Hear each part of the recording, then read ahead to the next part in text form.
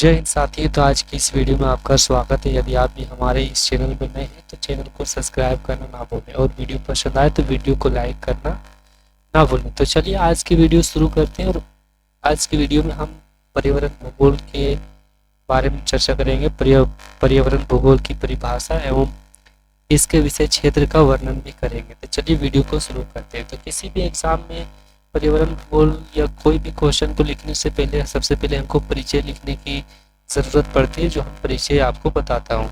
तो पर्यावरण भूगोल, जिसे इन्वायरमेंटल ज्योग्राफी कहा जाता है, पर्यावरण भूगोल भूगोल की एक महत्वपूर्ण शाखा है जो प्राकृतिक और मानव निर्मित पर्यावरण के बीच संबंधों का अध्ययन करता है। यानी पर्यावरण भूगोल भूगोल की वह शाखा है जो क्या करता है, प्राकृतिक और मानव द्वारा जो निर्मित पर्यावरण है उनके बीच के आपसी संबंधों का क्या करता है, तो अध्ययन कराती है। यह विषय न केवल पर्यावरणीय प्रक्रियाओं को समझने में मदद करता है, बल्कि यह भी बताता है कि मनुष्य अपने आसपास के भौगोलिक वातावरण को किस प्रकार प्रभावित भी करता है। वर्तमान समय में बढ़ते प्रदूषण, जलवायु परिवर्तन, वनों की कटाई और जैव विविधता के नुकसान को देखते हुए पर्यावरण भूगोल का अध्ययन और अधिक महत्वपूर्ण हो गया। मतलब इसमें हमको परिचय में ये लिखना है कि पर्यावरण वह भूगोल है जो प्राकृतिक पर्यावरण और मानव द्वारा निर्मित पर्यावरण के बीच के संबंधों का अध्ययन करता है, उसे हम पर्यावरण भूगोल कहते हैं। अब हम इनकी परिभाषाओं को जानने का प्रयास करते हैं। तो सबसे पहले हम लिखेंगे पर्यावरण की परिभाषा। पर्यावरण भूगोल वह भूगोल है जो पृथ्वी के पारिस्थितिकीय प्रणालियों और मानव क्रियाकलापों के बीच संबंधों का विश्लेषण करता है। यह भौतिक भूगोल और मानव भूगोल के बीच एक कड़ी के रूप में कार्यरत है या कार्य करता है। यही बस परिभाषा लिखना है। उसके बाद हम इनके विकास के बारे में लिखेंगे कि पर्यावरण भूगोल का विकास, ये टॉपिक डालेंगे और उसमें लिखना हम शुरू करेंगे कि पर्यावरण भूगोल का विकास विभिन्न चरणों में हुआ। यानी किस प्रकार हुआ था, तो विभिन्न चरणों में हुआ।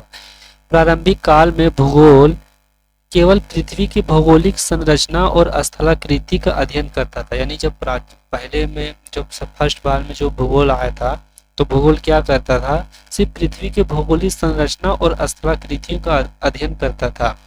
लेकिन औद्योगिक क्रांति के बाद पर्यावरण पर बढ़ते प्रभाव को देखते हुए इस शाखा का तेजी से विकास होने लगा। और क्या होने लगा, भूगोल तो तेजी से विकास होने लगा। और 20वीं शताब्दी के अंत तक, यानी 20वीं शताब्दी के खत्म होते समय वैज्ञानिकों और शोधकर्ताओं ने यह समझ लिया कि पर्यावरणीय समस्याओं के समाधान के लिए केवल विज्ञान और प्रौद्योगिकी पर्याप्त नहीं है, बल्कि समाज शास्त्र और भूगोल को भी योगदान आवश्यक है। अब आगे हम चर्चा करते हैं पर्यावरण भूगोल के विषय क्षेत्र। आखिर क्या है इनके विषय क्षेत्र में आते हैं। तो पर्यावरण भूगोल का अध्ययन कई प्रमुख विषयों के इर्द गिर्द केंद्रित होता है, जिनमें निम्नलिखित बिंदु शामिल है। सबसे पहला देखते हैं प्राकृतिक पर्यावरण का अध्ययन।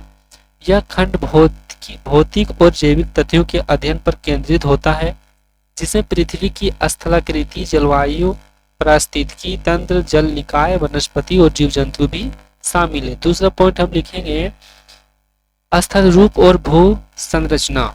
यानी पर्वत, पठार, मैदान, मरुस्थलीय जल स्रोत और अन्य भौगोलिक संरचनाओं का हम अध्ययन करते हैं। किसमें, स्थल रूप और भू संचार में। ठीक है। भूकंप, ज्वालामुखी, कटाव, क्षरण आदि प्रक्रिया का विश्लेषण करते हैं। दूसरा पॉइंट आता है जलवायु और मौसम विज्ञान। इसके अंदर क्या हम अध्ययन करते हैं, तो वायुमंडलीय प्रक्रियाएं, जलवायु परिवर्तन, मानसून, चक्रवात और तापमान का अध्ययन करते हैं, जैसे ग्रीन हाउस का प्रभाव और ओजोन परत का संरक्षण। तीसरा पॉइंट आता है पारिस्थितिकी और जैव विविधता। पारिस्थितिकी तंत्र के घटकों का अध्ययन करते हैं। जैव विविधता संरक्षण में वनस्पति तथा जीव जंतुओं को स्थिरता बनाए रखना होता है। दूसरा पॉइंट आता है मानव पर्यावरण का अध्ययन। अब मानव पर्यावरण का अध्ययन में क्या क्या आता है, तो मनुष्य का प्राकृतिक पर्यावरण पर प्रभाव भी पर्यावरण भूगोल का एक महत्वपूर्ण पहलू है, जिसे हम पहला पॉइंट देखते हैं। औद्योगिकीकरण से उत्पन्न पर्यावरणीय समस्याएं, जैसे वायु प्रदूषण, जल प्रदूषण, ध्वनि प्रदूषण, ये शहरों के विस्तार से हरित क्षेत्रों की कमी और जल संकट को लाता है। दूसरा आता है संसाधनों का दोहन। यानी प्राकृतिक संसाधनों जैसे खनिज, जल, वन का अति उपयोग और उनके संरक्षण की आवश्यकताएं। ठीक है, सतत विकास की अवधारणाएं। तीसरा आता है पॉइंट कृषि और पारिस्थितिकी। जैविक कृषि बनाम रासायनिक कृषि का प्रभाव, कृषि के परिस्थितियों का प्रभाव जैसे भूमि क्षरण और जल संसाधनों की कमी। तीसरा पॉइंट आता है पर्यावरणीय समस्याओं और समाधान। पर्यावरणीय समस्या क्या क्या है और उनका समाधान क्या क्या है। तो पर्यावरणीय भूगोल वर्तमान में विभिन्न पर्यावरणीय समस्याओं और उनके समाधान का भी अध्ययन करता है, जैसे जलवायु परिवर्तन, वैश्विक तापमान वृद्धि, हिमखंडों का पिघलना और समुद्री स्तर में वृद्धि। जलवायु परिवर्तन के प्रभावों को कम करने के लिए कार्बन उत्सर्जन को नियंत्रित करना है। दूसरा पॉइंट आता है प्रदूषण और उसके प्रभाव, वायु, जल, मृदा और ध्वनि प्रदूषण